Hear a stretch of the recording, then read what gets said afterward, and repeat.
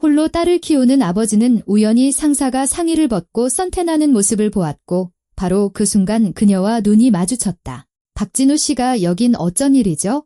제발 자르지만 말아주십시오. 싱글대디는 우연히 봐서는 안 될 것을 보았고 그것은 바로 그의 상사였다.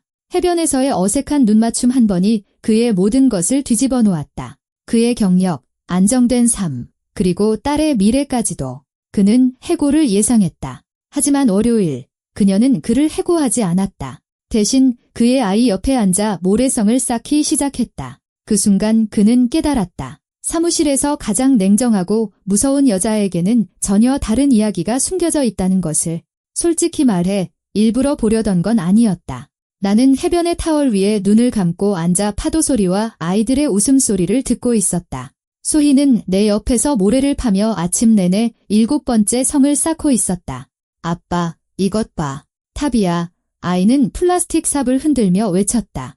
응, 우리 딸 아주 멋지구나. 나는 눈을 뜨지 않은 채 대답했다. 토요일, 3주 만에 처음 맞는 휴일이었다. 일 생각도, 밀린 고지서 생각도, 내일이 다시 월요일이라는 사실도 떠올리고 싶지 않았다. 그저 누워서 피부에 와닿는 햇살의 온기를 느끼고 싶었다. 하지만 바람이 모든 것을 망쳐버렸다. 갑작스러운 돌풍이 해변을 휩쓸었고 우리에게서 10m쯤 떨어진 곳에 있던 누군가의 빛이 가운을 날려버렸다. 나는 천이 스치는 소리에 반사적으로 눈을 떴고 물가에 서 있는 한 여자를 보았다. 키가 크고 날씬하며 짙은 색 수영복을 입고 있었다. 가운이 날아가면서 그녀의 등과 어깨가 찰나의 순간 어쩌면 그보다 더 짧은 시간 동안 드러났다. 맹세컨대 보고 싶지 않았다. 나는 즉시 고개를 돌렸지만 그녀가 돌아섰다. 우리의 시선이 마주쳤고 나는 그녀가 누구인지 알아차렸다. 최수현 부장님, 내 상사였다. 심장이 쿵 하고 아래로 떨어졌다. 위장은 매듭처럼 꼬였다. 그녀는 나를 쳐다보고 있었다. 1초, 2초. 그러다 그녀는 가운을 집어 어깨에 걸치고는 선베드 쪽으로 돌아 걸어갔다. 나는 숨도 쉬지 않고 앉아 있었다. 속이 부글부글 끓었다. 그녀가 봤다. 내가 본 것을 그녀도 안다. 젠장, 젠장, 젠장. 아빠, 왜 그래? 소희가 내 팔을 잡아당겼다. 얼굴이 빨개. 아무것도 아니야. 우리 딸 그냥 좀 덥네. 아이스크림 먹을까? 집에 가고 싶어. 나는 한숨을 내쉬었다. 우리 이제 막 왔잖아. 나는 딸아이를 바라보았다. 7살의 커다란 눈, 삐삐 묶은 머리, 코에 묻은 모래. 아이는 내가 여유로운 모습을 좀처럼 보지 못했다. 내 어리석음 때문에 아이의 하루를 망칠 수는 없었다. 알았어, 왜 내가 말했다. 성마저 만들고 그 다음에 아이스크림 먹자. 아이는 기뻐하며 소리를 지르고는 다시 모래밭으로 돌아갔다. 나는 최 부장님이 있는 곳이 아닌 다른 쪽을 보며 앉아 있었다. 절대로 그쪽은 쳐다보지 않았다. 최수현 부장님, 38세. 대기업 마케팅 부서의 총괄 책임자. 냉정하고 까다로우며 얼음처럼 차가운 사람. 사무실의 모든 직원이 그녀를 두려워했다. 그녀는 토요일 밤 11시에도 업무 채팅방에 메시지를 보낼 수 있는 사람이었다. 월요일까지 보고서 필요합니다. 그러면 당신은 해야만 했다. 최 부장님은 변명을 용납하지 않았기 때문이다. 나는 그녀 밑에서 분석가로 2년간 일했다. 단 한 번도 지각하지 않았고 실망시킨 적도 없었다. 그럴 여유가 없었기 때문이다. 홀로 아이를 키우는 아버지, 부양해야 할 아이, 월세로 사는 아파트, 비상금이라고는 없는 형편, 해고는 재앙 그 자체였다.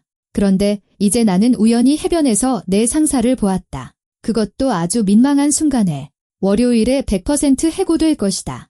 그녀는 내가 사적인 경계를 침범했고 부적절하게 행동했다며 어떻게든 이유를 찾아낼 것이다. 나는 그런 방식이 어떻게 작동하는지 알고 있었다. 그녀가 다른 사람들을 어떻게 해고했는지 봤으니까. 차갑고 빠르고 아무런 설명도 없이. 아빠, 다 만들었어. 소희가 성을 가리켰다. 3개의 탑, 해자, 그리고 나뭇가지와 잎으로 만든 깃발까지. 잘했네. 나는 애써 웃으며 말했다. 아주 멋져. 세상에서 최고야. 세상에서 최고. 아이가 나를 껴안았다. 모래 묻은 손, 젖은 머리카락에서 바다와 아기용 선크림 냄새가 났다. 사랑해, 아빠. 나도 사랑해, 우리 딸. 속이 죄어왔다. 내가 해고당했다는 말을 아이에게 어떻게 전해야 할까? 우리가 이사하고 학교도 옮기고 모든 것을 아껴 써야 한다고 어떻게 설명해야 할까? 나는 바다를 보았다. 파도가 밀려와 소리를 내고 다시 사라졌다. 마치 문제들이 그렇게 밀려오는 것처럼 우리는 해변에 1시간 더 머물렀다. 소희는 물놀이를 했고 나는 아이가 너무 멀리 가지 않도록 해변에 앉아 지켜보았다. 최 부장님은 어딘가 다른 쪽에 있었고 나는 그녀를 보지 않았다. 애써 시선을 피했다. 집으로 돌아가려고 짐을 챙길 때 소희가 말했다. 아빠, 우리 다음에 또 올 수 있어? 보자. 아빠는 약속하기 싫을 때 항상 보자라고 말하잖아. 똑똑한 아이, 7살 치고는 너무 똑똑했다. 알았어, 또 오자. 약속할게. 아이는 환하게 웃었다. 나는 아이의 손을 잡았다. 우리는 차를 향해 걸어갔다. 길을 가다 나는 뒤를 돌아보았다. 최 부장님은 선베드에 앉아 바다를 보고 있었다. 혼자였다. 곁에는 아무도 없었다. 이상했다. 나는 항상 그녀가 비즈니스 파트너든 비서든 누구든 간에 사람들로 둘러싸여 있을 거라고 상상했다. 하지만 혼자 있는 모습은 상상해 본 적이 없었다. 우리는 차에 타서 집으로 향했다. 소희는 모래성, 파도, 그리고 자기가 본 게에 대해 쉴 새 없이 제잘거렸다. 나는 고개를 끄덕이며 기계적으로 대답했다. 머릿속은 온통 월요일 생각뿐이었다. 집에 와서 저녁으로 소시지 야채볶음과 밥을 준비했다. 특별할 것 없는 메뉴였지만 소희가 좋아하는 것이었다. 아빠, 엄마는 왜 우리랑 같이 안 살아? 아이가 갑자기 물었다. 나는 얼어붙었다. 이 질문은 주기적으로 나타났다. 그때마다 나는 무슨 말을 해야 할지 몰랐다. 엄마는 다른 도시에 살고 있거든. 엄마만의 다른 삶이 있는 거야? 엄마는 나를 사랑하지 않아? 사랑하지. 단지 엄마만의 방식으로 사랑하는 거야? 거짓말이었다. 전 아내는 소희가 3살 때 떠났다. 엄마가 될 준비가 되지 않았고 더대 걸린 기분이라고 했다. 다른 도시로 떠나 재혼했고 다른 아이도 낳았다. 소희를 찾아오지도 전화하지도 않았다. 생일에 엽서를 딱 한 번 보낸 게 전부였다. 나는 원망하지 않았다. 그냥 받아들였다. 사람들은 선택을 하고 때로는 그 선택이 다른 사람을 무너뜨린다. 하지만 삶은 계속된다. 우리는 저녁을 다 먹었다. 소희는 만화를 보러 갔다. 나는 창가에 앉아 밤이 내린 도시를 바라보았다. 휴대폰이 진동했다. 최 부장님이 보낸 업무 채팅 메시지였다. 나는 온몸이 차가워졌다. 메시지를 열었다. 모두 좋은 저녁입니다. 월요일 오전 9시 기획회의인 것 다시 알려드립니다. 늦지 마세요. 평범한 메시지였다. 특별한 것은 아무것도 없었다. 나는 숨을 내쉬었다. 어쩌면 그녀는 아무 말도 하지 않을지도 모른다. 아무 일도 없었던 척하거나 아니면 그녀가 좋아하는 방식대로 회의 중에 모두 앞에서 망신을 줄 순간을 고를 수도 있다.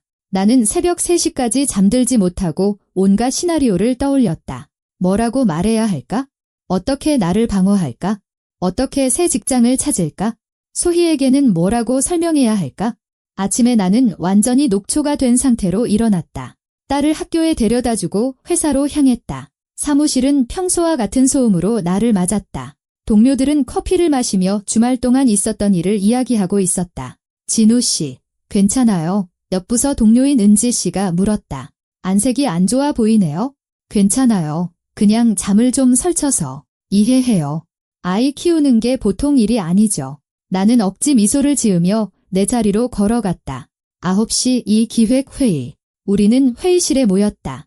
대략 12명 정도였다. 최 부장님이 가장 마지막에 들어왔다. 딱 떨어지는 정장, 깔끔하게 묶은 머리, 화장기 없는 얼굴은 가면 같았다. 그녀는 모두를 훑어보았다. 그리고 내게는 1초 정도 더 시선을 머물렀다. 나는 숨을 멈췄다. 하지만 그녀는 아무 말도 하지 않았다. 평소처럼 보고 과제, 마감일에 대한 이야기로 회의를 시작했다. 나는 숨도 쉬지 않고 앉아 다음 순간을 기다렸다.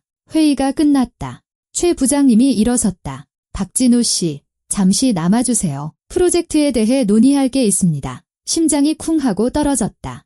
모두가 나갔다. 우리 둘만 남았다. 최 부장님은 문을 닫고 창가로 다가가 등을 보인 채 섰다. 토요일 일 말입니다. 그녀가 말했다. 나는 침을 삼켰다. 죄송합니다. 부장님. 일부러 그런 게 아닙니다. 그냥 우연히, 바람 때문에. 그녀가 손을 들어 내 말을 막았다. 됐습니다. 잊어버리세요. 그녀는 돌아서서 내 눈을 똑바로 쳐다봤다. 그런 일은 없었던 겁니다. 나는 눈을 깜빡였다. 네, 잊으라고요. 우리 둘 다 가족과 함께 해변에 있었던 겁니다. 그건 사적인 시간이고 업무와는 상관없어요. 섞지 맙시다. 나는 내 귀를 의심했다. 그럼 절 해고하지 않을 겁니다. 어떤 징계도 없을 거고요. 박진우 씨도 그 일을 잊어버린다는 조건 하에 말이죠. 나는 재빨리 고개를 끄덕였다. 네, 물론입니다. 감사합니다. 부장님. 그녀는 책상으로 돌아가 서류철을 꺼냈다. 이제 프로젝트 얘기를 하죠. 수요일까지 발표 자료 수정이 필요합니다. 나는 떨리는 손으로 서류철을 받았다. 알겠습니다. 바로 처리하겠습니다. 그럼 가보세요. 나는 회의실을 나섰다. 다리에 힘이 풀렸다. 동료들이 호기심 어린 눈으로 쳐다봤다. 부장님이 뭐래요? 도현 씨가 물었다. 프로젝트 수정 사항 때문에요. 그게 다예요. 네, 그게 다예요. 나는 자리에 앉아 모니터를 멍하니 쳐다봤다. 해고되지 않았다. 왜? 최수현 부장님은 실수를 절대 용납하지 않고 두 번째 기회 같은 건 주지 않는 사람이었다. 왜 나에게만 예외였을까? 이해할 수 없었지만 그저 감사할 따름이었다. 저녁에 나는 학교에서 소희를 데려왔다. 우리는 가게에 들러 아이가 가장 좋아하는 과자를 샀다. 아빠, 오늘 기분 좋아 보여? 소희가 말했다.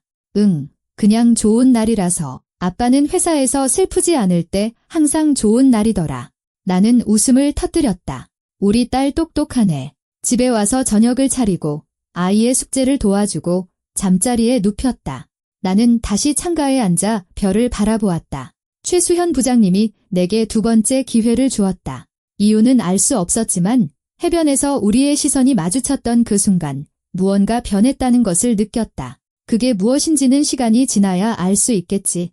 화요일은 소희가 교복에 주스를 쏟는 것으로 시작되었다. 아빠, 일부러 그런 거 아니야. 아이는 젖은 얼룩을 보며 훌쩍였다. 알아. 우리 딸 괜찮아. 얼른 다른 옷으로 갈아입자. 여벌 티셔츠 있잖아. 우리는 10분 정도 늦었다. 나는 아이를 학교에 내려주며 정수리에 뽀뽀했다. 오늘도 좋은 하루 보내, 소희야. 아빠, 근데 오늘은 안 슬퍼. 나는 아이 옆에 쪼그려 앉았다. 왜 그렇게 물어봐. 어제는 아빠가 웃었는데 보통 아침에는 항상 엄청 심각한 표정이잖아. 똑똑한 아이, 7살 치고는 너무나도 관찰력이 뛰어났다. 그냥 가끔 피곤해서 그래? 슬픈 건 아니야, 정말로. 아이가 나를 껴안았다. 사랑해, 아빠.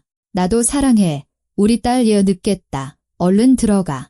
아이는 입구를 향해 달려가다 뒤돌아서서 손을 흔들었다. 나도 손을 흔들어주고는 회사로 향했다. 사무실은 조용했다. 오전 근무조가 막 출근하기 시작할 시간이었다. 나는 자리에 앉아 작업하던 프로젝트를 열었다. 대형 클라이언트를 위한 발표 자료였다. 최 부장님이 모든 세부 사항을 직접 챙기고 있었다. 수정 요구는 날카로웠지만 공정했다. 그녀는 정확성을 요구했고 나는 그 방식에 익숙했다. 하지만 오늘은 기분이 이상했다. 문서에 남겨진 그녀의 코멘트를 보면서도 일에 집중할 수 없었다. 토요일에 대해 바닷가에 혼자 서 있던 그녀의 모습에 대해 생각했다. 왜 혼자였을까?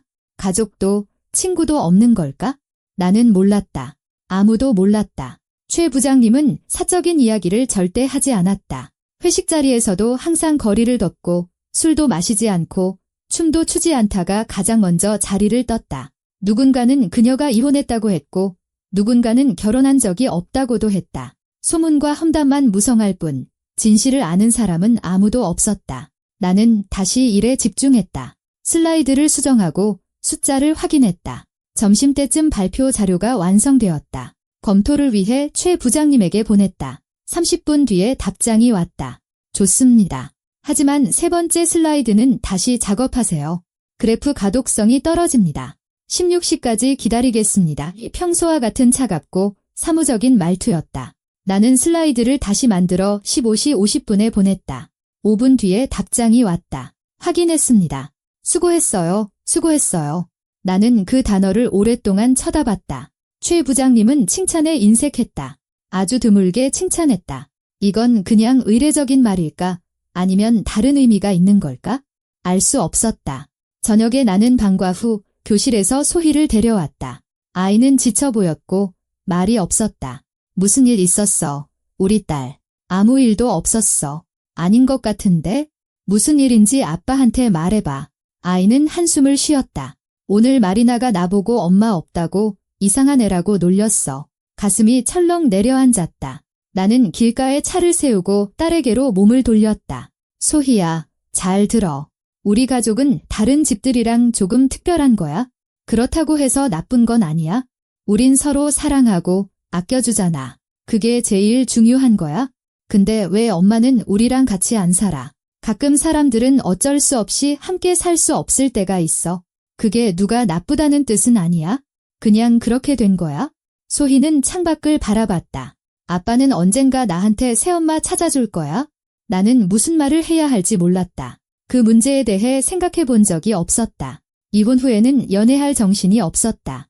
일, 아이, 집안일, 시간이 없었다. 글쎄, 우리 딸 어쩌면 그럴 수도 있겠지. 하지만 지금은 우리 둘만으로도 충분하지 않아. 안 그래? 아이는 고개를 끄덕였지만 눈에는 슬픔이 남아 있었다. 우리는 집에 도착했다. 저녁으로 된장찌개를 끓였다. 소희는 말없이 밥을 먹었다. 만화 볼래? 자고 싶어.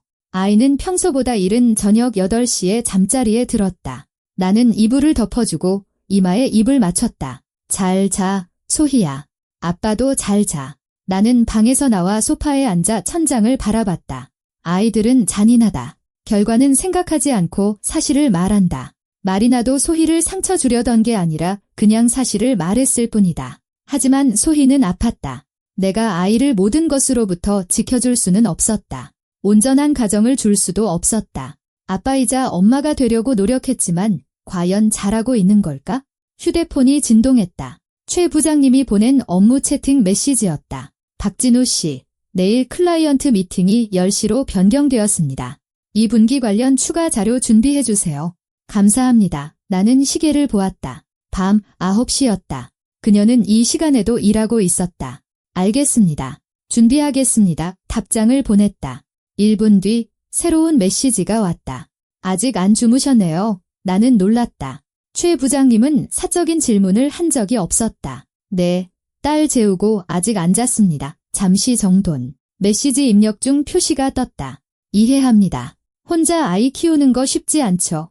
나는 화면을 뚫어지라 쳐다봤다. 내가 혼자인 걸 어떻게 알았지?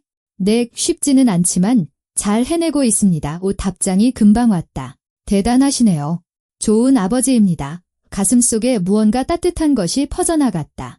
아무도 내게 이런 말을 해준 적이 없었다. 내가 얼마나 노력하는지 아무도 알아주지 않았다. 감사합니다. 그 말씀이 큰 힘이 되네요. 잠시 후, 안녕히 주무세요. 박진우 씨 부장님도 안녕히 주무세요. 나는 휴대폰을 내려놓고 한참 동안 화면을 바라봤다. 이건 뭐였을까? 예의였을까? 동정이었을까? 아니면 다른 무언가였을까? 얼음장 같던 최수현 부장님이 갑자기 인간적인 말을 건넸다. 왜? 이해할 수 없었지만 그 해변에서의 일 이후로 우리 사이에 무언가 변하고 있다는 것을 느꼈다. 수요일은 일로 바빴다. 클라이언트 미팅은 점심시간까지 이어졌다. 최 부장님은 자신감 있고 설득력 있게 협상을 이끌었다. 클라이언트는 모든 조건에 동의했다. 미팅이 끝나고 그녀가 내게 다가왔다. 박진우 씨, 수고했어요. 자료 준비가 훌륭했습니다. 감사합니다. 부장님. 그녀는 잠시 머뭇거리더니 나를 유심히 쳐다봤다. 피곤해 보이네요. 괜찮아요. 나는 당황했다. 상사가 내 컨디션을 물어본 적은 단 한 번도 없었다. 네, 괜찮습니다. 그냥 어제 딸이 속상한 일이 있어서 잠을 잘 못 자서요. 최 부장님이 미간을 찌푸렸다. 무슨 일 있었는데요? 말하고 싶지 않았지만 그녀의 진지한 눈빛에 나도 모르게 말이 터져나왔다. 학교에서 친구가 엄마가 없다고 놀렸나 봐요. 아이가 마음의 상처를 많이 받은 것 같습니다. 최 부장님은 잠시 말이 없었다. 아이들은 잔인할 수 있죠.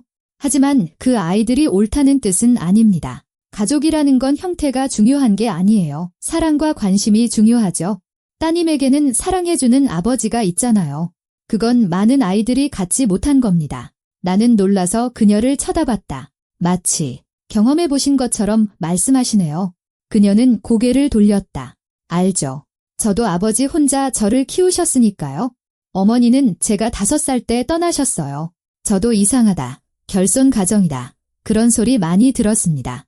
나는 무슨 말을 해야 할지 몰랐다. 최 부장님이 자기 얘기를 한 것은 처음이었다. 유감이네요. 동정은 필요 없어요. 아버지는 제 인생 최고의 분이셨어요. 강해지는 법, 포기하지 않는 법, 앞으로 나아가는 법을 가르쳐 주셨죠. 그녀가 나를 바라봤다. 따님도 강해질 거예요. 박진우 씨가 있으니까요. 감사함과 예상치 못한 위로에 가슴이 벅차올랐다. 감사합니다. 나는 조용히 말했다. 최 부장님은 고개를 끄덕이고는 돌아서서 출구로 향했다. 나는 그녀의 뒷모습을 바라보며 서 있었다. 더 이상 상사가 아닌 아픔과 사연을 가진 한 사람으로 보였다. 저녁에 나는 학교에서 소희를 데려왔다. 아이는 기분이 좋아 보였다. 아빠, 오늘 미술 선생님이 내 그림 칭찬했어. 그래, 집에 가서 보여줄 거지? 응. 집에 도착하자 아이는 그림을 꺼냈다. 집 한 채와 손을 잡고 있는 키가 큰 사람과 작은 사람. 이건 우리야의 소희가 말했다.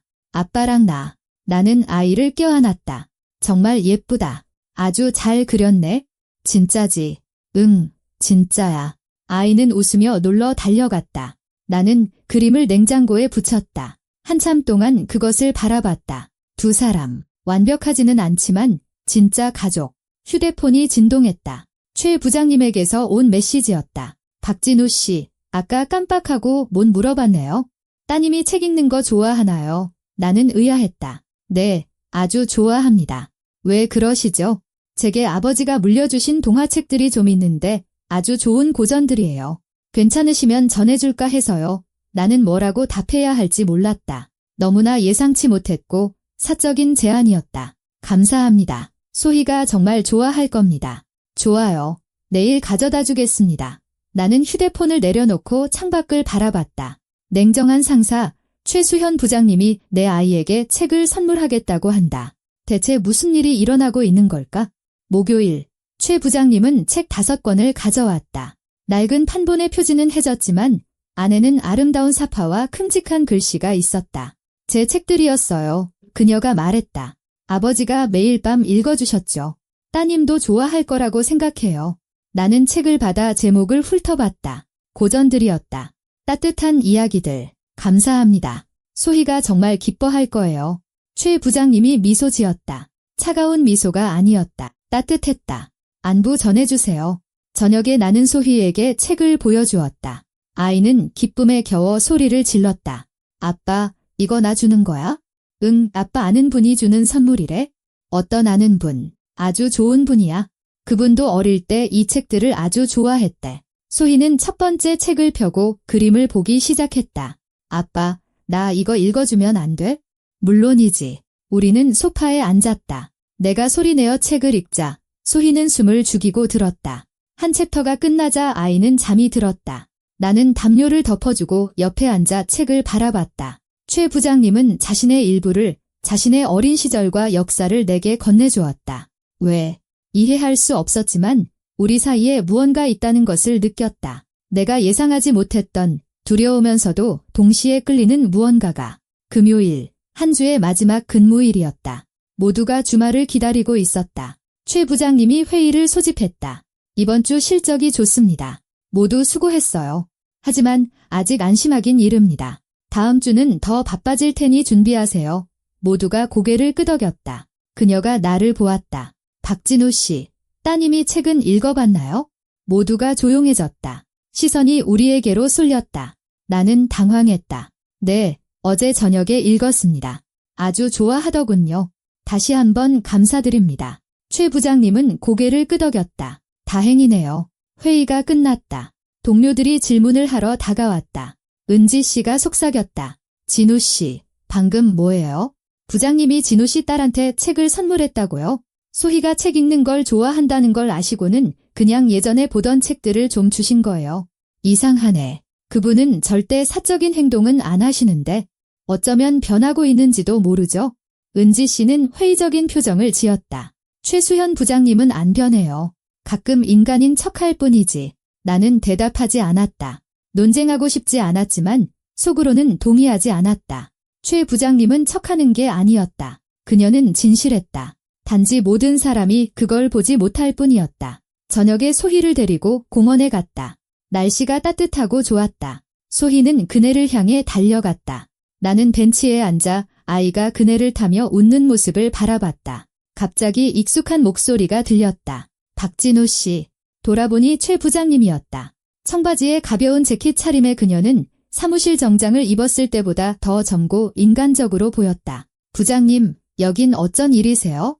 그녀는 멋쩍게 웃었다. 산책 중이에요. 이 근처에 살아서 저녁에 자주 와요. 나는 무슨 말을 해야 할지 몰랐다. 공원에서 상사를 만나는 것은 어색하고 불편한 일이었다. 하지만 그녀는 가까이 다가와 내 옆 벤치에 앉았다. 따님인가요? 그녀가 소희를 보며 고개를 끄덕였다. 네, 예쁘네요. 아빠를 많이 닮았어요. 감사합니다. 우리는 말없이 앉아 소희가 그네 타는 것을 보았다. 잠시 후 최 부장님이 말했다. 솔직히 박진우 씨가 부러워요. 나는 놀랐다. 왜요? 집에 기다려주는 사람, 돌아오면 반겨주는 사람이 있잖아요. 제게는 그런 게 없거든요. 나는 그녀를 보았다. 눈가에 슬픔이 어려 있었다. 가정을 꾸리고 싶지는 않으셨어요? 그녀는 한숨을 쉬었다. 꾸리고 싶었죠. 하지만 일이 모든 시간을 앗아갔어요. 관계는 잘 풀리지 않았고요. 남자들은 제 강한 모습을 두려워하거나 이용하려고만 했어요. 지쳤습니다. 그냥 혼자가 편하겠다고 결정했죠. 하지만 행복하지는 않으시잖아요. 그녀는 나를 보았다. 네, 행복하지 않아요. 소희가 달려왔다. 아빠, 봐봐. 나 이렇게 높이 올라갔어. 잘했어. 우리 딸 아이는 최 부장님을 발견하고는 멈칫했다. 안녕하세요.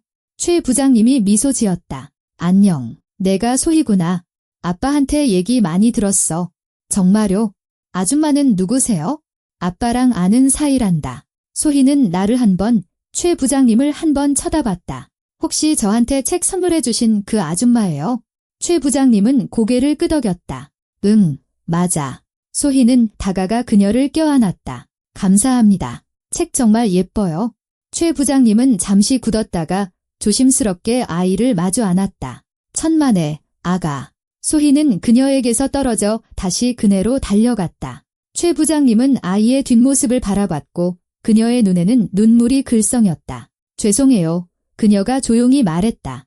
예상치 못해서. 아이가 참 착하네요. 정말 복 받으셨어요. 우리는 잠시 더 앉아 있었다. 일 얘기, 사는 얘기, 사소한 것들에 대해 이야기했다. 그러다 최 부장님이 일어섰다. 이제 가봐야겠어요. 대화 즐거웠습니다. 저도요. 책도 감사했고 응원도 감사했습니다. 그녀는 고개를 끄덕이고는 떠났다. 나는 그녀의 뒷모습을 보며 무언가 결정적으로 변했음을 느꼈다. 최수연 부장님은 더 이상 그냥 상사가 아니었다. 아픔과 외로움, 그리고 희망을 가진 한 사람이었다. 그리고 나는 이 감정을 어떻게 해야 할지 몰랐다. 한 주가 지났다. 최 부장님은 직장에서 평소처럼 행동했다. 더 이상의 사적인 메시지도, 우리가 공원에서 만났다는 암시도 없었다.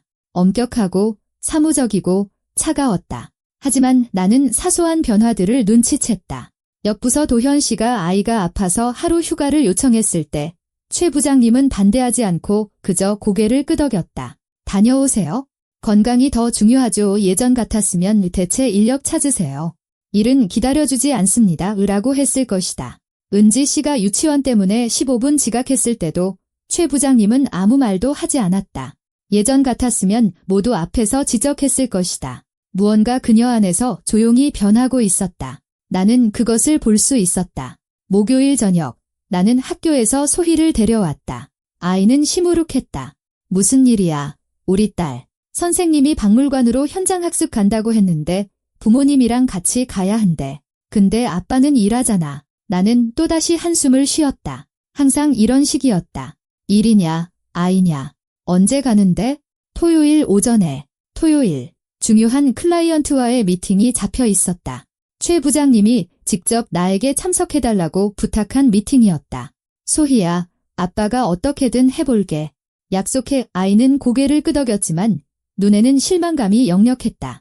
집에 와서 나는 최 부장님에게 메시지를 보냈다. 부장님, 드릴 말씀이 있습니다. 토요일에 딸아이 학교에서 현장학습을 가는데 보호자가 꼭 참석해야 한다고 합니다. 혹시 클라이언트 미팅을 월요일로 연기할 수 있을까요? 5분 뒤에 답장이 왔다. 박진우 씨, 미팅도 중요하지만 아이가 더 중요합니다. 현장 학습 다녀오세요. 미팅은 제가 문제없이 연기하겠습니다. 나는 메시지를 몇 번이나 다시 읽었다. 믿을 수가 없었다. 약속은 절대 미루지 않고 마감일은 마감일이다라고 말하던 최 부장님이 나는 답장했다. 정말 감사합니다. 부장님, 배려의 진심으로 감사드립니다. 그녀가 썼다. 천만에요. 딸과 좋은 시간 보내세요. 토요일, 우리는 현장 학습을 갔다. 국립과천과학관, 공룡, 고대 동물, 화석들. 소희는 전시물 사이를 뛰어다니며 이것저것 가리키고 질문했다. 나는 대답해주고 웃고 사진을 찍었다. 다른 부모들은 무리지어 서서 학교, 선생님, 아이들 얘기를 하고 있었다. 나는 그런 무리에 끼는 법을 몰라 멀찍이 서 있었다. 견학이 끝나고 우리는 근처 공원으로 갔다. 소희는 그네를 타고 싶어 했다. 공원은 넓었다. 놀이터, 벤치, 산책로, 그리고 많은 사람들, 가족, 아이들, 강아지들. 소희는 그네를 향해 달려갔다. 나는 벤치에 앉아 아이가 그네 타는 것을 보았다. 아빠, 나 엄청 높이 올라갔어. 아이가 외쳤다. 응, 봤어. 꽉 잡아. 옆 벤치에 한 여자가 앉아 있었다. 혼자서 아이들을 바라보고 있었다. 익숙한 옆모습. 최 부장님이었다. 나는 굳어버렸다. 그녀가 왜 여기에? 그녀가 고개를 돌려 나를 보고는 놀랐다. 박진우 씨. 나는 일어나 다가갔다. 부장님, 안녕하세요. 또 조카분이랑 나오셨나 봐요? 그녀는 고개를 저었다. 아니요, 그냥 산책 나왔어요. 이 근처에 살아서요. 가끔 봐요. 조용하고 평화로워서. 나는 거리를 두고 벤치 끝에 앉았다. 그렇군요. 저도 여기 좋아해요. 소희가 자주 오자고 하거든요. 최 부장님은 아이들을 바라봤다. 현장 학습은 잘 다녀오셨어요? 네, 박물관에요. 공룡 보고 소희가 아주 신났어요. 미팅 일정 편하게 조정해 주셔서 정말 감사합니다. 그녀는 고개를 끄덕였다. 천만에요. 사업보다 아이가 중요하죠. 우리는 말없이 앉아 소희가 그네 타는 것을 보았다. 최 부장님이 갑자기 말했다. 있잖아요. 저는 공원에 거의 오지 않아요. 항상 여긴 가족이나 아이가 있는 커플들을 위한 곳이라고 생각했거든요. 저 같은 사람을 위한 곳이 아니라고. 왜요? 공원은 모두를 위한 곳이잖아요. 그녀는 슬프게 웃었다. 그렇겠죠? 하지만 가족들 틈에 혼자 앉아있으면 이방인이 된 기분이에요. 나는 그녀를 바라봤다. 저도 자주 그런 기분을 느껴요. 부부들 틈에 있는 싱글 대디. 다들 쳐다보면서 엄마는 어디 갔냐고 생각하는 것 같죠? 최 부장님이 내 쪽으로 몸을 돌렸다. 그럴 땐 어떻게 대처하세요? 익숙해졌어요. 신경 쓰지 않게 됐죠? 소희가 행복한 게 가장 중요하니까요. 그녀는 고개를 끄덕였다. 맞아요. 제 아버지도 항상 그렇게 말씀하셨어요. 내가 건강하게 자라는 게 가장 중요하다고. 아버님과는 자주 연락하세요? 최 부장님은 잠시 말이 없었다. 전화는 드려요. 찾아뵙겠다고 약속하고는 못 가죠. 1. 다른 약속들. 항상 이유가 생겨요. 왜요? 그녀는 먼 곳을 바라봤다. 모르겠어요. 어쩌면 두려운 걸지도요. 아버지가 늙으신 모습을 보는 게 두려워요. 시간이 흐르고 있다는 걸, 그리고 언젠가 아버지가 일 때문에 저를 잃어버렸던 것처럼 저도 아버지를 잃어가고 있다는 걸 깨닫는 게 두려워요. 나는 무슨 말을 해야 할지 몰라 그저 고개를 끄덕였다. 소희가 그네에서 뛰어내려 우리에게 달려왔다. 아빠, 아이스크림 사줘. 알았어. 무슨 맛으로? 초코맛. 나는 일어나 지갑을 꺼냈다. 부장님도 드시겠어요? 제가 살게요. 그녀는 웃음을 터뜨렸다. 거절하지 않겠습니다. 우리 셋은 아이스크림 가게로 갔다. 소희는 한참을 고민하다 견과류가 든 초콜릿 맛을 골랐다. 최 부장님은 바닐라, 나는 클래식한 맛을 골랐다. 다시 벤치에 앉았다. 소희는 아이스크림을 핥으며 제잘거렸다. 아줌마는 우리 아빠랑 같이 일해요. 아이가 최 부장님에게 물었다. 응, 우린 동료란다. 아빠는 일을 아주 잘해. 최 부장님이 미소 지었다. 아주 잘하지. 최고 중 한 명이야. 소희는 자랑스럽게 고개를 끄덕였다. 그럴 줄 알았어. 우리 아빠는 항상 뭐든지 잘하거든. 나는 민망해졌다. 소희야, 아이스크림이나 먹어. 아이는 킥킥 웃으며 계속 아이스크림을 먹었다. 최 부장님이 나를 보았다. 딸이 아빠를 정말 사랑하네요. 저도 딸을 사랑하죠. 좋은 아버지인 게 보여요. 나는 무슨 말을 해야 할지 몰라 그저 고개를 끄덕였다. 소희는 아이스크림을 다 먹고 미끄럼틀로 달려갔다. 우리 둘만 남았다. 박진우 씨, 그녀가 조용히 말했다. 사적인 질문 하나 해도 될까요? 물론입니다. 새로운 관계를 시작하거나 누군가를 만날 생각은 안 해보셨어요? 나는 곰곰이 생각했다. 생각은 해봤지만 시간이 없어요. 기력도 없고요. 소희에게 모든 에너지를 쏟게 되네요. 그게 당연한 거고요. 아이가 더 중요하니까. 만약 그런 상황을 이해해주는 사람을 만난다면요. 나는 그녀를 쳐다봤다. 글쎄요. 진지하게 생각해 본 적은 없습니다. 최 부장님은 고개를 끄덕이고는 고개를 돌렸다. 우리는 말없이 앉아 있었다. 주변에서는 아이들의 소음, 웃음소리, 개 짖는 소리가 들렸다. 평범한 일상이었다. 부장님, 내가 말했다. 부장님은 왜 혼자이신가요? 그녀는 한숨을 쉬었다. 긴 이야기인데 짧게 말하자면 일이 모든 걸 삼켜버렸어요. 경력을 쌓는 동안 인생을 잊어버렸죠. 정신을 차렸을 땐 너무 늦었더군요. 전 38이고 제 나이 또래 남자들은 더 어린 여자를 찾아요. 젊은 남자들은 성공한 여자를 두려워하고요. 나는 고개를 저었다. 모든 남자가 두려워하는 건 아닙니다. 그녀는 나를 쳐다봤다. 박진우 씨는 두렵지 않으세요? 나는 굳었다. 그것은 의미심장한 질문이었다. 네, 두렵지 않습니다. 성공은 노력의 결과물입니다. 존중받아 마땅하죠. 최 부장님은 따뜻하게 미소 지었다. 고맙네요. 소희가 다시 달려왔다. 아빠, 우리 회전 목마 타러 가자. 그래, 가자. 나는 일어나 최 부장님을 보았다. 이제 가보셔야 하나요?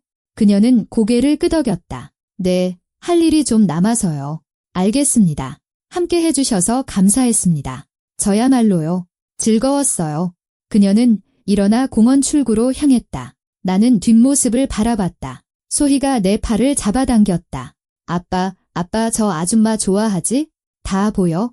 나는 웃었다. 그건 또 무슨 소리야? 아빠가 저 아줌마 쳐다보는 게 만화에서 왕자님이 공주님 쳐다보는 거랑 똑같단 말이야. 나는 고개를 저었다. 내가 만화를 너무 많이 봤구나. 소희는 킥킥 웃었다. 그럴지도. 하지만 내 말이 맞을걸. 우리는 회전목마로 향했지만 내 머릿속은 딸의 말로 가득 찼다. 내가 최 부장님을 좋아하나? 모르겠다. 그녀는 내 상사고 연상이고 나와는 다른 세계의 사람이다. 하지만 무언가 있었다. 내가 이름 붙일 수 없는 무언가가. 저녁에 소희가 잠든 후 나는 창가에 앉아 별을 바라봤다. 휴대폰이 진동했다. 최 부장님에게서 온 메시지였다. 박진우 씨, 오늘 고마웠어요. 이렇게 사람답게 시간을 보내본 게 얼마 만인지 모르겠네요. 진우 씨와 소희 덕분에 인생이 일뿐만이 아니라는 걸 다시 생각하게 됐어요. 고마워요. 나는 답장을 썼다. 저희도 감사했습니다. 대화 즐거웠어요. 혹시 또 이런 시간이 필요하시면 언제든 환영입니다. 메시지를 보내고 휴대폰을 내려놨다. 내 안에서 무언가 천천히, 하지만 분명히 변하고 있었다. 최 부장님은 더 이상 그냥 상사가 아니었다. 아픔과 역사, 그리고 외로움을 가진 사람이었다. 그리고 어쩌면 우리가 그렇게 다르지 않을지도 모른다는 생각이 들었다. 어쩌면 그 해변에서 우리의 시선이 마주친 것은 우연이 아니라 둘 다 무엇인지도 모르는 채 무언가를 찾고 있었기 때문이고 이제 막 그것을 찾기 시작한 것일지도 모른다. 그 후 몇 주는 이상하게 흘러갔다. 최 부장님은 급작스럽지는 않았지만 다른 사람들은 눈치채지 못할 정도로 변하기 시작했다. 나는 볼 수 있었다. 월요일 기획회의에서 그녀는 선언했다. 이번 주부터 자녀가 있는 직원들을 위해 유연 근무제를 도입합니다. 아이를 학교에서 데려오거나 병원에 데려가야 할 경우 미리 알려주세요. 남은 업무는 재택으로 처리해도 좋습니다. 모두가 서로를 쳐다봤다. 은지 씨는 놀라 입을 벌리기까지 했다. 정말입니까? 도현 씨가 되물었다. 물론입니다. 최 부장님이 단호하게 말했다. 사람들은 가정과 사무실 사이에서 갈팡질팡하지 않을 때 더 효율적으로 일합니다. 이건 나약함이 아니라 균형의 문제입니다. 회의가 끝나고 은지 씨가 내게 다가왔다. 진우 씨, 부장님한테 무슨 일 있어요? 항상 철의 여인이었는데 갑자기 유연 근무제라니. 혹시 뭐 아는 거 있어요? 나는 어깨를 으쓱했다. 전혀요. 그냥 방식을 바꿔보기로 하신 거 아닐까요? 은지 씨가 눈을 가늘게 떴다. 아니면 누가 그분한테 영향을 줬거나? 나는 대답하지 않았지만 마음 한구석이 저려왔다. 내가 영향을 줬을까? 모르겠다. 하지만 공원에서의 만남, 대화들, 어쩌면 그것들이 무언가를 바꾼 것일지도 모른다. 일주일 뒤 최 부장님이 나를 사무실로 불렀다. 박진우 씨, 제안할 게 있습니다. 나는 긴장했다. 네, 부장님. 한 달 뒤에 고객 초청 콘퍼런스가 있습니다. 신제품 발표가 필요해요. 박진우 씨가 아이디어 구상부터 발표까지 이 프로젝트 전체를 총괄했으면 합니다. 나는 눈을 깜빡였다. 제가요. 하지만 보통 이런 프로젝트는 도현 선배님이, 김도현 씨도 훌륭하지만 박진우 씨가 더 낫습니다. 진우 씨는 세부 사항을 볼 줄 알고 청중을 느낄 줄 알아요. 당신을 믿습니다. 나는 무슨 말을 해야 할지 몰랐다. 감사합니다. 기대에 어긋나지 않도록 노력하겠습니다. 그럴 리 없을 겁니다. 알아요. 그녀는 자료가 든 서류철을 건넸다. 시작하세요. 도움이 필요하면 언제든 말하고요. 나는 서류철을 들고 나왔다. 프로젝트 총괄. 이건 승진이고 신뢰이며 기회였다. 하지만 왜 그녀는 나를 선택했을까? 저녁에 나는 저녁을 먹으며 소희에게 이 사실을 말했다. 아빠, 진짜 멋지다. 아빠가 세상에서 제일 똑똑해. 나는 웃었다. 제일은 아니지만 노력은 하고 있지? 최수현 아줌마, 좋은 사람인 것 같아. 응, 자기만의 방식으로 좋은 사람이야. 나는 그 아줌마 좋았어. 내가 손잡아줬을 때 웃었단 말이야. 나는 그 순간을 떠올렸다. 최 부장님은 정말로 진심으로 웃고 있었다. 그래, 웃을 줄 아는 분이지. 아빠, 그 아줌마 우리 집에 초대하면 안 돼? 나는 마시던 차에 사례가 들릴 뻔했다. 뭐, 왜? 그 아줌마 혼자잖아. 아빠가 외로워 보인다고 했잖아. 우리 저녁 식사에 초대할 수 있잖아. 내가 요리하는 거 도와줄게. 나는 딸을 바라봤다. 7살짜리가 어른보다 외로움을 더 잘 이해했다. 소희야, 그건 좀 복잡해. 그분은 아빠 상사란 말이야.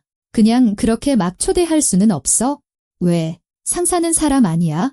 똑똑한 아이, 너무 똑똑했다. 사람은 맞지만 지켜야 할 선이라는 게 있어? 일과 사적인 삶은 구분해야지. 소희는 입술을 삐죽 내밀었다. 알았어. 하지만 그 아이디어는 내 머릿속에 자리 잡았다. 최 부장님을 초대해서 따뜻한 집, 작지만 진짜인 가족이 있다는 걸 보여주고 싶다는 생각. 나는 그 생각을 떨쳐냈다. 너무 이상하고 너무 대담했다. 프로젝트 작업은 강도 높게 진행되었다. 나는 일찍 출근하고 늦게 퇴근했다. 소희는 다시 이웃 아주머니의 신세를 져야 했다. 최 부장님은 하루에 한 번씩 들러 진행 상황을 확인하고 조언을 해주었다. 비판하는 대신 지지해주었다. 어느 날 저녁, 내가 8시까지 남아있자 그녀가 커피를 가져다 주었다. 드세요. 벌써 3시간째 화면에서 눈을 안 떼고 있네요. 나는 컵을 받았다. 감사합니다. 마감 맞추려고요. 훌륭하게 해내고 있어요. 너무 무리하지는 말고요. 그녀는 책상 끝에 걸터 앉았다. 박진우 씨, 뭐 하나 물어봐도 돼요? 물론입니다. 어떻게 그 모든 걸 다 해내세요? 일, 아이, 집안일. 저는 일 하나만으로도 벅찬데 진우 씨는 딸까지 키우잖아요. 나는 잠시 생각했다. 모르겠어요. 그냥 조금씩 한 걸음씩 하는 거죠. 가끔 지치고 가끔 못 해낼 때도 있지만 노력하는 거예요. 최 부장님은 고개를 끄덕였다. 혼자라는 건 참 힘든 일이죠. 네, 하지만 익숙해질 수 있어요. 그녀가 나를 보았다. 만약 익숙해지고 싶지 않다면요? 나는 얼어붙었다. 이상하고 사적인 질문이었다. 그렇다면 외롭지 않게 해줄 사람을 찾아야겠죠. 최 부장님은 슬프게 미소 지었다. 말은 쉽죠. 찾기는 어렵고요. 그녀는 일어나 문으로 향하다가 돌아섰다. 너무 늦게까지 있지 말아요. 소희가 기다립니다. 알겠습니다. 그녀는 떠났다. 나는 닫힌 문을 보며 앉아 있었다. 그녀가 의미한 건 무엇이었을까? 왜 그런 걸 물어보는 걸까? 2주 뒤 프로젝트가 완성되었다. 발표는 완벽하게 준비되었다. 나는 최 부장님에게 보여주었다. 그녀는 오랫동안 말없이 보더니 고개를 끄덕였다. 훌륭해요. 제가 예상했던 것보다 훨씬 더요. 스스로를 뛰어넘었네요. 감사합니다. 발표는 일주일 뒤인데 준비되겠어요? 네, 문제 없습니다. 그녀는 일어나 창가로 갔다. 박진우 씨, 뭐 하나 물어보고 싶은 게 있어요. 사적인 겁니다. 나는 긴장했다. 네. 해변에서의 그날, 기억하세요? 나는 굳었다. 그녀가 그 얘기를 다시 꺼낼 줄은 몰랐다. 기억합니다. 저는 그때 아주 취약하다고 느꼈어요. 육체적으로가 아니라 정신적으로 발가벗겨진 기분이었죠. 마치 누군가가 가면 뒤에 진짜 제 모습을 본 것 같았어요. 나는 무슨 말을 해야 할지 몰랐다. 침범할 생각은 아니었습니다. 알아요. 하지만 당신은 봤고 비난하지 않았고 이용하지도 않았어요. 그냥 받아들여줬죠. 그게 중요했어요. 그녀가 내게로 돌아섰다. 그 점에 대해 고맙게 생각해요. 나는 고개를 끄덕였다. 천만에요. 최 부장님은 책상으로 돌아와 서랍을 열고 작은 상자를 꺼냈다. 이건 소희에게 주는 거예요. 직접 주고 싶었지만 진우 씨를 통해 주는 게 나을 것 같아서요. 나는 상자를 받아 열었다. 안에는 유리로 된 작은 성이 있었다. 탑과 깃발이 달린 소희가 해변에서 만들었던 것과 똑같은 모양의 정교한 성이었다. 나는 성을 보며 내 눈을 의심했다. 이걸 기억하고 계셨어요. 최 부장님이 미소 지었다. 물론이죠. 아이가 정말 열심히 만들었잖아요. 세상에서 가장 멋진 성이라고 했고요. 그 성은 영원히 남을 자격이 있다고 생각했어요. 목에 무언가 걸린 듯한 느낌이 들었다. 정말 감사합니다. 아이가 무척 기뻐할 겁니다. 아이에게 전해주세요. 모래성은 파도에 씻겨가지만 기억은 남는다고요. 나는 고개를 끄덕이고 상자를 닫았다. 최 부장님이 앉았다. 이제 집으로 가세요. 딸에게로요. 푹 쉬고요. 나는 사무실을 나와 차에 앉아 상자를 바라봤다. 최 부장님은 기억했다. 성을, 소희를 기억했다. 그리고 선물을 준비했다. 이것은 단순한 제스처 이상이었다. 관심이었고 배려였다. 집에 돌아오자 소희는 상자를 열고 그대로 얼어붙었다. 아빠, 이거 내 성이야?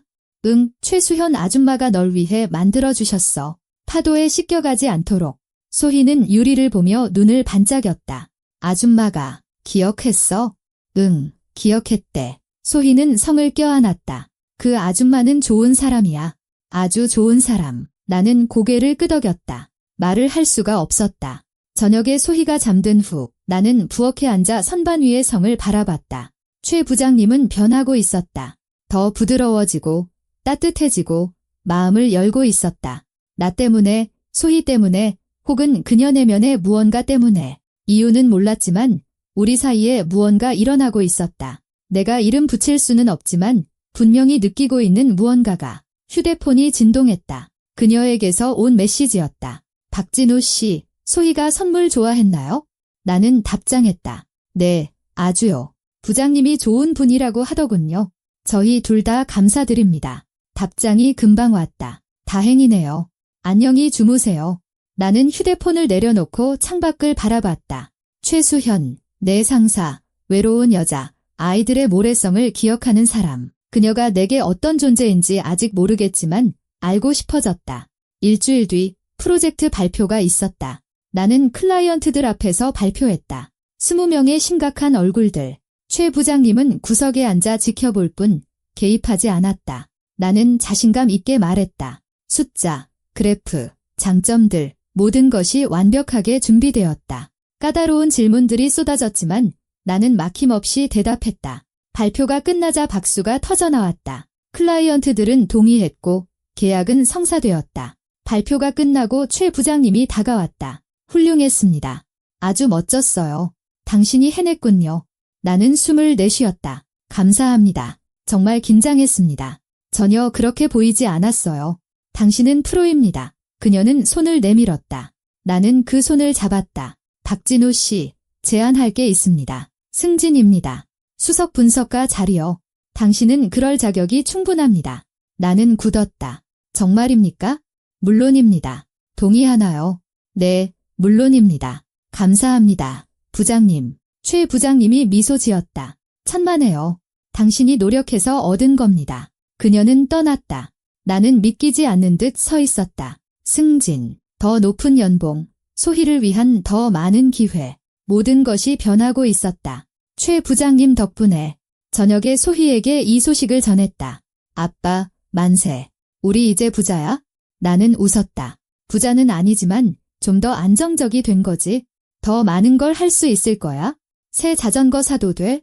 그럼. 소희는 기뻐서 펄쩍펄쩍 뛰었다. 아빠가 최고야. 나는 아이를 껴안았다. 우리가 함께여서 최고인 거지? 밤에 잠을 이루지 못했다. 최 부장님에 대해 생각했다. 그녀가 어떻게 변했는지, 어떻게 나를 도와주었는지, 왜였을까? 단순한 친절이었을까? 아니면 그 이상의 무언가였을까? 알 수 없었지만 무언가 시작되고 있음을 느꼈다. 느리고 조심스럽게. 그리고 나는 그 변화가 싫지 않았다. 소문은 내가 승진하고 2주 뒤부터 시작되었다. 처음에는 조용했다. 흡연실에서의 속삭임, 복도에서의 눈짓. 그러다 점점 커졌다. 은지 씨가 점심시간에 내게 다가왔다. 진우 씨, 요즘 도는 소문 들었어요? 무슨 소문이요? 그녀는 주위를 살피고 목소리를 낮췄다. 진우 씨랑 부장님이 그런 사이라고들 해요. 승진도 그냥 된 게 아니라고. 나는 굳었다. 말도 안 돼요. 우린 그냥 동료일 뿐입니다. 저도 알죠? 하지만 사람들이 공원에서 두 사람이랑 조카, 그리고 진우 씨 딸이랑 같이 있는 걸 봤대요. 꼭 가족 같았다고 하더라고요. 나는 테이블 밑에서 주먹을 꽉 쥐었다. 우연히 딱 한 번 마주친 거예요. 아무 의미도 없습니다. 은지 씨가 고개를 끄덕였다. 이해해요. 그냥 조심하라고 알려주는 거예요. 소문이 점점 커지고 있어요. 그녀는 떠났다. 나는 벽을 보며 앉아 있었다. 소문, 젠장. 이건 최 부장님에게 그녀의 평판과 경력에 해가 될 수 있었다. 나에게도 마찬가지였다. 승진을 위해 상사와 잤다고들 하겠지? 그럴 수는 없었다. 저녁에 나는 최 부장님에게 메시지를 보냈다. 부장님, 드릴 말씀이 있습니다. 급한 일입니다. 그녀가 답했다. 사무실로 오세요. 저 여기 있습니다. 나는 올라가서 노크하고 들어갔다. 최 부장님은 책상에 앉아 있었고 얼굴은 지쳐 보였다. 문 닫아요.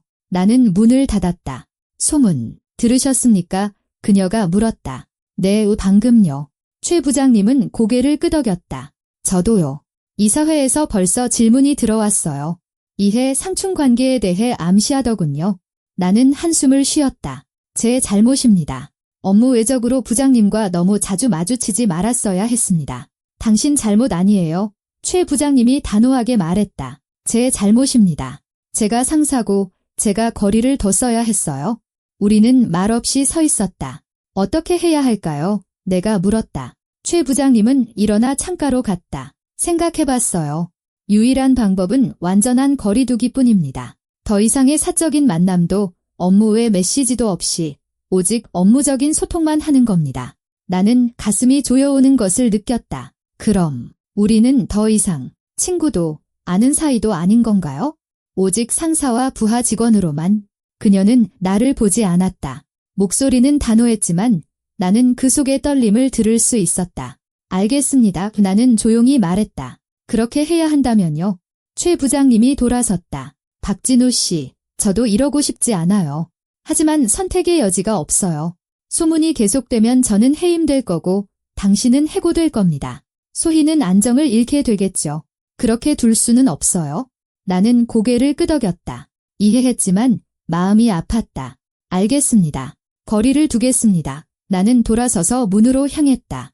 박진우 씨, 이 최 부장님이 불렀다. 나는 돌아보지 않은 채 멈춰 섰다. 모든 것에 대해 고마웠어요. 당신은 나를 더 좋은 사람으로 바꿔줬어요. 나는 대답하지 않고 그냥 나왔다. 문을 닫고 벽에 기댔다. 깊게 숨을 쉬었다. 막 자라나기 시작했던 무언가가 끊어져 버렸다. 그 후 몇 주는 힘들었다. 최 부장님은 예전처럼 차가워졌다. 사적인 말도 미소도 없이 오직 일뿐이었다. 나도 거리를 지켰다. 제 시간에 출근하고 일을 하고 근무 시간이 끝나자마자 퇴근했다. 소희가 눈치챘다. 아빠, 슬퍼 보여. 왜 그래? 그냥 피곤해서 그래. 우리 딸, 거짓말. 아빠 슬퍼. 예전에 엄마 떠났을 때처럼. 나는 한숨을 쉬었다. 아이에게 거짓말을 할 수는 없었다. 그냥 친구를 잃었어. 가끔 그런 일이 있어? 최수현 아줌마. 나는 놀랐다. 어떻게 알았어? 나는 똑똑하니까. 아빠가 더 이상 그 아줌마 얘기를 안 하고 전화 올 때 웃지도 않잖아. 싸웠어. 아니, 그냥 사정이 좀 그래? 소희가 나를 껴안았다. 그 아줌마가 친구면 화해해야지. 그렇게 간단한 문제가 아니야. 소희야. 아이가 나를 진지하게 쳐다봤다. 어른들은 모든 걸 너무 복잡하게 만들어. 소중한 사람이면 그냥 그렇다고 말해야지. 똑똑한 아이, 7살 치고는 너무 현명했다. 한 달이 지났다. 소문은 잠잠해졌다. 최 부장님은 자리를 지켰고 나도 회사에 남았다. 모든 것이 차갑고 업무적인 정상으로 돌아왔지만 마음속은 텅 비어 있었다. 어느 날 저녁, 나는 집에 앉아 있었다. 소희는 자고 있었다. 나는 선반 위의 유리성을 바라봤다. 기억해주고, 신경 써주고, 내게 소중한 사람이 되었다가 시작도 하기 전에 잃어버린 사람, 최수현. 휴대폰이 진동했다. 모르는 번호로 온 메시지였다. 박진우 씨, 저 수현이에요. 개인 번호로 연락해요. 내일 만날 수 있을까요? 모든 게 시작됐던 그 해변에서 오전 10시예요. 부디 나와주세요. 나는 오랫동안 화면을 바라봤다. 해변. 우리의 시선이 마주쳤던 곳, 모든 것이 변했던 곳. 나는 답장했다. 나가겠습니다. 아침에 나는 소희를 이웃 아주머니 댁에 맡기고 해변으로 갔다. 11월의 날씨는 쌀쌀했다. 해변은 텅 비어 있었고 파도는 잿빛이었으며 하늘은 구름으로 뒤덮여 있었다. 최 부장님이 코트를 입고 물가에 서 있었다. 바람에 머리카락이 흩날렸다. 나는 다가가 몇 미터 떨어진 곳에 섰다. 안녕하세요. 그녀가 돌아섰다. 눈가가 붉었다. 안녕하세요. 진우 씨. 우리는 말없이 서 있었다. 바람이 울부짖고 파도가 밀려왔다. 왜 만나자고 하셨어요? 내가 물었다. 최 부장님이 한숨을 쉬었다. 더 이상은 못하겠어서요. 우리 사이에 아무것도 없는 척 더는 못하겠어요. 나는 굳었다. 무슨 말씀이세요? 그녀가 한 걸음 더 가까이 다가왔다. 진우 씨, 지난 몇 달 동안 당신은 나를 변화시켰어요. 인생이 일뿐만이 아니라는 걸 보여줬죠. 사람을 믿을 수 있다는 것, 약한 모습을 보여도 두렵지 않다는 걸 가르쳐줬어요. 나는 당신에게 반했어요. 당신의 친절함, 당신이 소희를 키우는 모습, 당신이 세상을 보는 방식에 반했어요. 숨을 쉴 수가 없었다. 부장님, 알아요. 이게 잘못됐다는 거. 나는 당신 상사고 나이도 더 많고 다른 세계 사람이죠. 하지만 더는 침묵할 수 없어요. 당신을 그냥 동료인 척하며 살 수는 없어요. 그녀는 말을 멈추고 나를 바라보며 기다렸다. 나는 앞으로 다가가 그녀의 손을 잡았다. 수현 씨, 저도 반했어요. 처음부터는 아니었지만 서서히 당신의 미소에, 당신의 배려에, 아이들의 모래성을 기억하는 당신의 모습에. 하지만 두려웠어요. 이게 당신에게, 소희에게, 모두에게 해가 될까 봐 두려웠어요. 수현 씨가 내 손을 꽉 잡았다. 만약 우리가 두려워하지 않는다면요? 한번 시도해보면요? 나는 그녀를 보았다. 그녀의 눈에는 희망이 담겨 있었다. 사람들이 뭐라고 할까요? 이 사회는요. 필요하다면 그만둘게요. 인생 없는 경력은 감옥일 뿐이에요. 이제야 그걸 깨달았어요. 나는 고개를 저었다. 안 돼요. 당신은 너무 많은 것을 쏟아부었어요. 당신이 그만두게 놔두지 않을 거예요. 그럼 어떡하죠? 나는 잠시 생각했다. 조용히, 천천히, 서두르지 말고 시작해요. 조심스럽게요. 소문이 완전히 잠잠해질 때까지 기다렸다가 만약 우리 관계가 잘 이어진다면 그때 부끄러움 없이 솔직하게 말하는 거예요. 수현 씨가 눈물 사이로 미소 지었다. 기다릴 준비가 되어 있어요? 네, 당신을 위해서라면요. 그녀는 나를 힘껏 껴안았다. 나도 그녀를 마주 안았다. 우리는 오랫동안 그렇게 서서 파도 소리를 들으며 서로의 온기를 느꼈다. 진우 씨, 그녀가 속삭였다. 그 해변에서, 그리고 내 인생에서 나를 그냥 지나치지 않아줘서 고마워요. 나는 미소 지었다. 나를 해고하지 않아줘서, 기회를 줘서 고마워요. 우리는 서로에게서 떨어졌다. 수현 씨가 모래를 보았다. 소희의 성, 기억해요. 물론이죠. 우리 같이 새로 하나 만들까요? 나는 고개를 끄덕였다. 우리는 쪼그려 앉아 성을 쌓기 시작했다. 손은 모래로 뒤덮였고 차갑고 불편했지만 함께였다. 탑을 하나씩 쌓고 해자를 팠다. 나뭇가지로 깃발을 만들었다. 수현 씨가 웃었다. 나도 웃었다. 완성이 되자 우리는 일어나 성을 바라봤다. 이것도 파도에 씻겨가겠죠. 수현 씨가 말했다. 네, 하지만 기억은 남을 거예요. 그녀가 내 손을 잡았다. 소희에게 가요. 아이 반응이 보고 싶어요. 나는 미소 지었다. 아주 기뻐할 거예요. 우리는 손을 잡고 차를 향해 걸었다. 시작은 연약하고 불확실했지만 진실했다. 때로는 가장 어색한 순간이 가장 아름다운 이야기의 시작이 된다. 파도가 밀려와 성을 쓸어갔고 모래는 평평해졌지만 우리는 이미 함께 새로운 삶을 향해 떠나고 있었다. 그곳에는 더 이상 외로움이 없었다. 오직 따뜻함과 배려, 그리고 사랑만이 있었다. 찾으려고 할 때가 아니라 받아들일 준비가 되었을 때 찾아오는 바로 그 사랑. 진우와 수연은 느리고 조심스럽게 하지만 함께 나아갔다. 한 달 뒤 그들은 소희에게 모든 것을 이야기했다. 아이는 둘을 한꺼번에 껴안으며 말했다. 드디어. 6개월 뒤 수현은 부장직을 그만두고 자신의 컨설팅 에이전시를 열었다. 진우는 파트너로 그녀의 회사에 합류했다. 소문은 사라지고 진실만이 남았다. 두 외로운 사람이 서로를 찾아냈고 모래성이 아닌 진짜 집을 짓기 시작했다. 사랑과 소희와 그리고 미래와 함께.